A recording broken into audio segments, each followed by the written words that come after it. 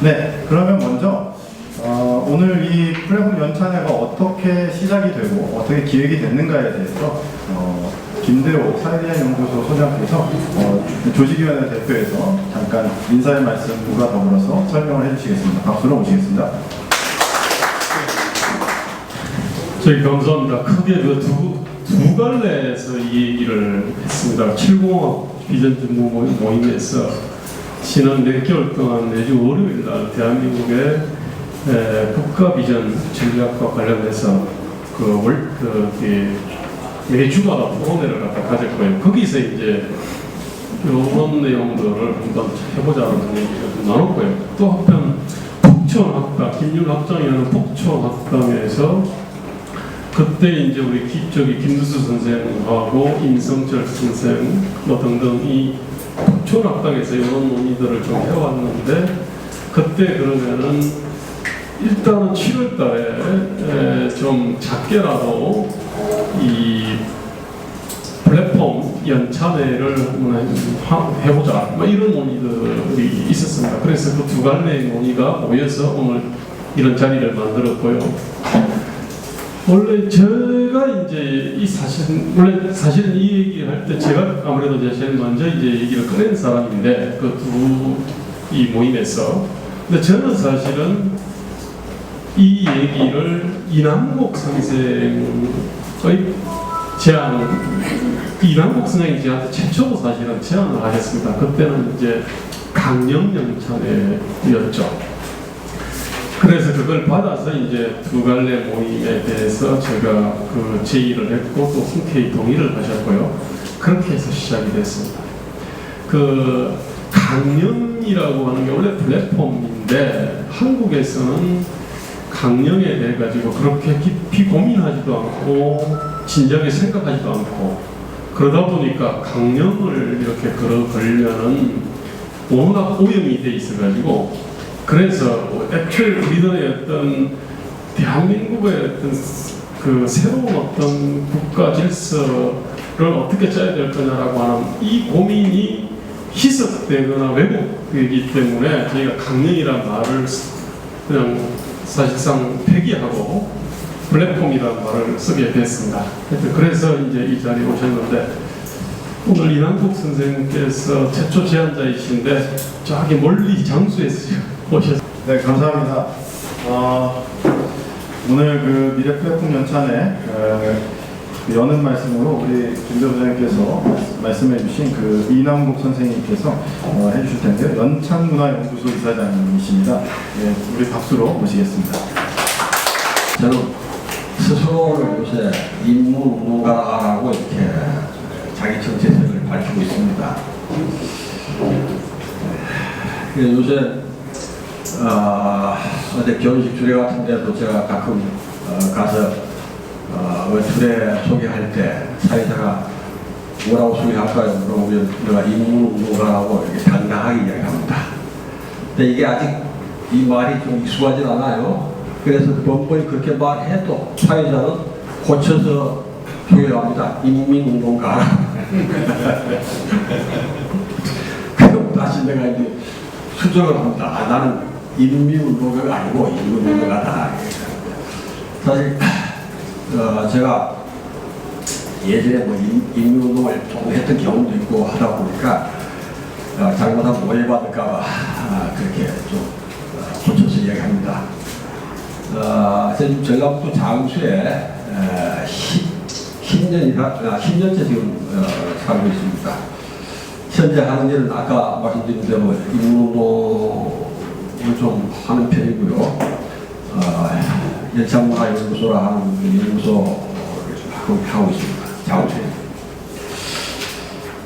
제가 요새 페북을 몇 년 전부터 해가지고 여러 가지 이제 신경을 하다 보니까 언제 한번 그동안 이제 그 페북에 글을 하나 올렸는데 그게 아마 김대호 소장 눈에 띈 것 같습니다.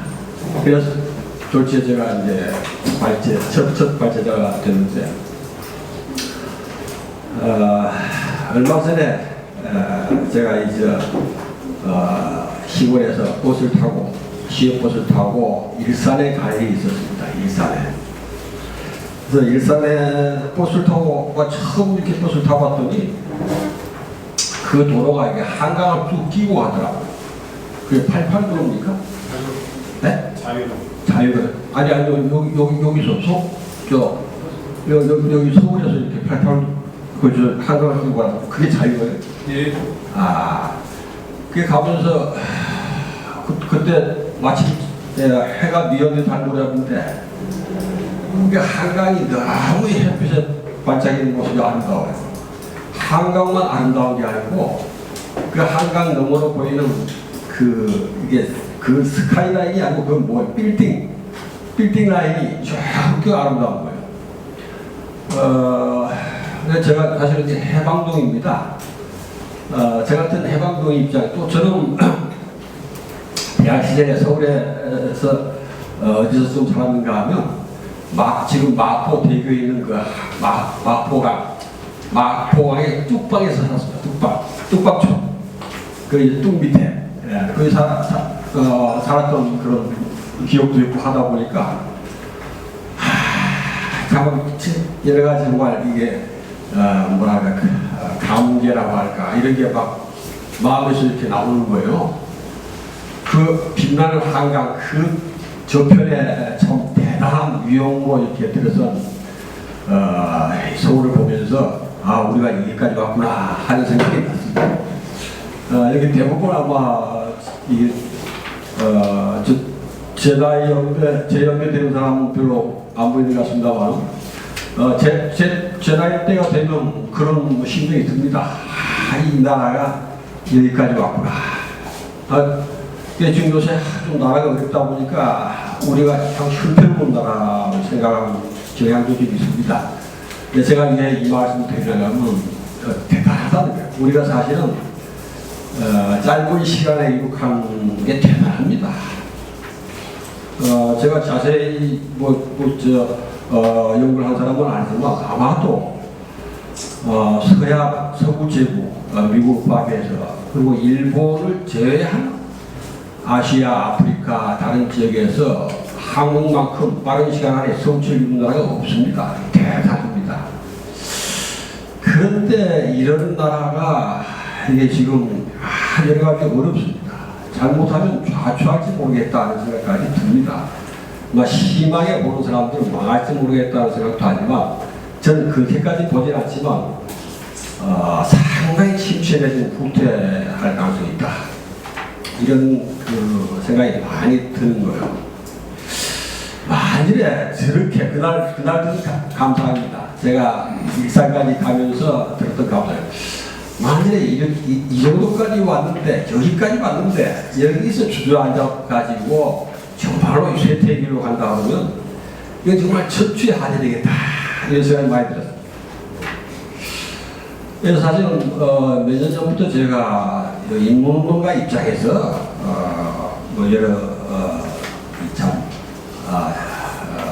나라를 걱정하는 사람들 또 오늘 또 여기 보니까 마침 경세가라는 말이 있는데 경세가 참 좋은 말입니다. 경세가 이 당량에 따라서 이해관계 움직이는 사람들이 아니라 경세가 또 이 나라에 정말로 지금 사실은 지금 우리가 어렵다고 하는 건 새로운 대전환의 시기에 전환을 해야 될 비전과 동력을 발견하지 못하고 있다는 게 어려움이잖아요.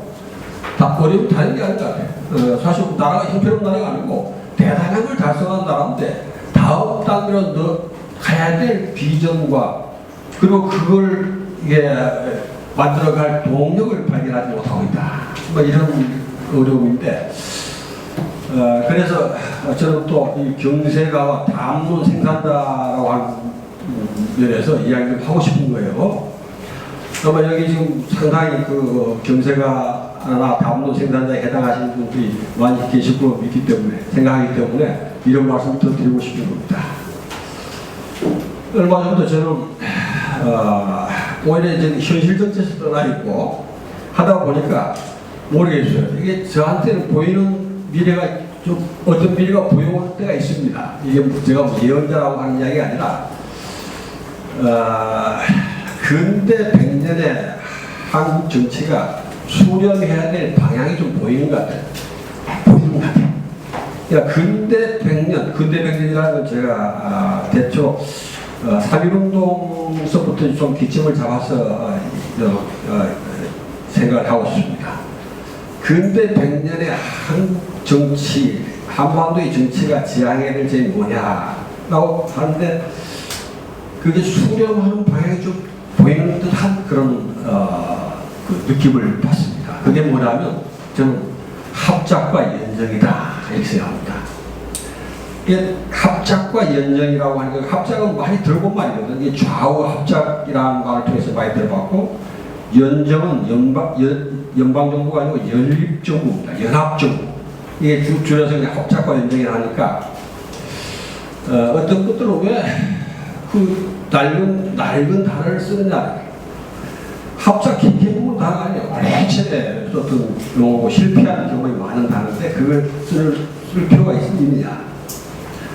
그러니까 합작이나 연정이나 이런 뭐 그런 그 언어 그런 좀 오래된 단어 쓰지 말고 좀 신선한 말로 할 수 없느냐 이런 이야기를 하는 분이 있습니다. 저도 그게 전혀 이견이 없습니다. 다시 말씀드려서 합작이나 연정이나 하는 건 제가 사용하는 용어일 뿐이고 얼마든지 다른 용어로 써도 좋은 것입니다. 문제는 내용인데 왜 제가 합작이라는 아주 오래된 용어를 썼나 하면 그의 역사성이 있기 때문입니다. 깊은 역사성이 있습니다. 사실은 1919년 3.1운동이라고 하는 건 주권 회복운동이잖아요. 그 다음에 일어났던 운동이 사실은 합작운동이었습니다. 좌우 합작. 이 두 가지, 다시 말해서 주권 회복운동과 합작운동이라고 하는 것은 우연히 만난 게 아닙니다. 저는 저한테 그렇게 보입니다. 다시 말해서 주권 회복운동과 합작운동이 만났던 것은 세계 역사가 우리에게 부여한 운명이며 환경입니다. 그게 대처하는 방식인데 여러분께서 잘 아시다시피 성공적이지 못했습니다. 성공적이지 못했을 뿐만 아니라 더 대립이 심해져가지고 급기야는 같은 민족끼리 참 피로서 피를 씻는 그런 참혹한 전쟁까지 경험을 했습니다. 그러나 결국은 언젠가 한 번은 그걸 극복해야 됩니다. 진정한 주권의 회복이라 하는 건 아마 외세에 의해서 부여된 그 여러 가지 대립, 소위 진영으로 이렇게 우리가 이야기하고 있지만 그런 어떤 진영 대립으로부터 정말로 주체적이고 우리 힘으로 그걸 극복하는 것도 그게 뭐겠느냐 하면 저는 그런 의미를 담아서 합작과 연정이라는 것이 우리 정치가 수렴해야 될 방향이다 이렇게 저로서 이렇게 보고 있습니다. 이게 단순히 이거는 그 합작과 연정이라는 게 진영을 벗어나 요새 진영을 넘어서자는 이야기를 많이 해요. 단순히 뭐 진영을 넘어서자 또는 지금까지 여러 개의 입장들, 견해들이 이렇게 진영을 형성하고 있는데 이런 사람들이 진영을 허물고 서로 연합도 하고 절충도 하고 타협도 하고 하자 그런 정도의 의미로 저는 쓰고 있지 않습니다. 평면상에서의 절충과 타협이나 이런 게 아니에요.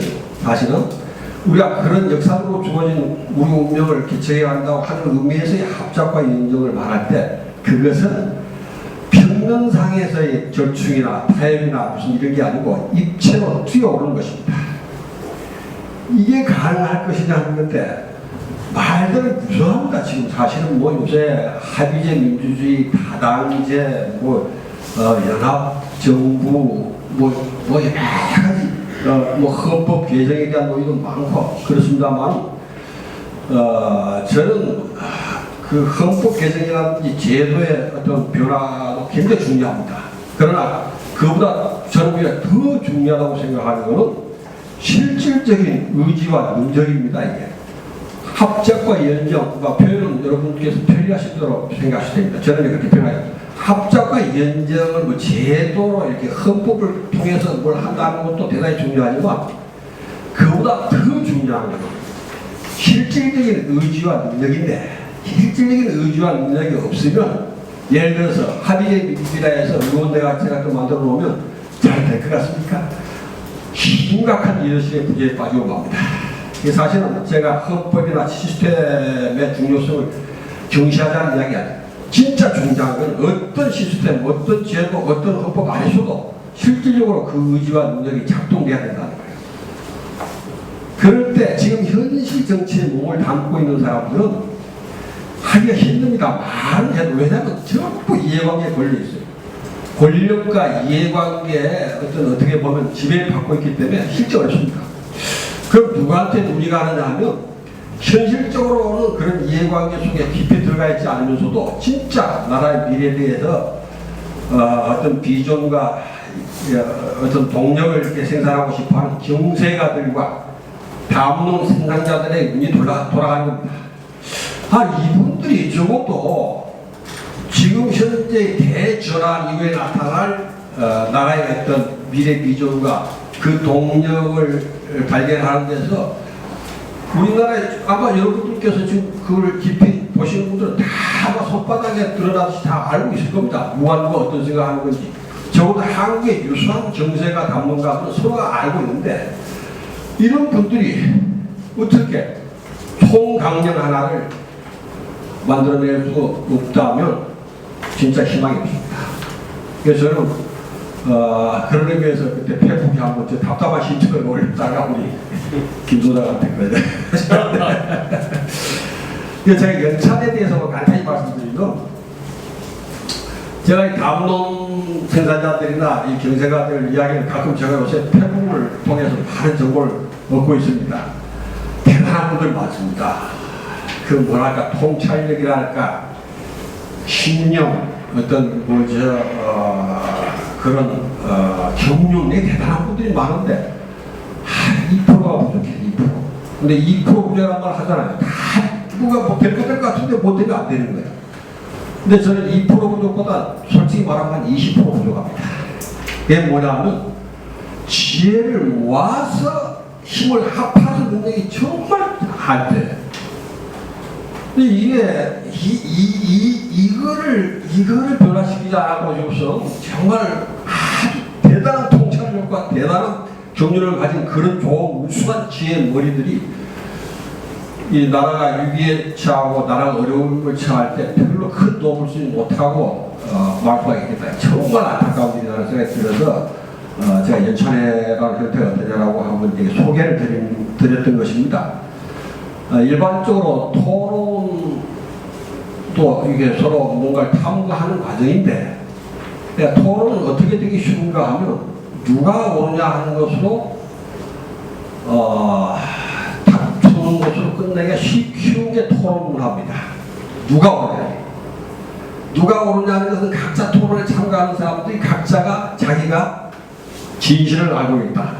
내가 틀림없다는 그런 신념과 가치관의 바탕을 두고 있습니다. 연차는 출발점이 다릅니다.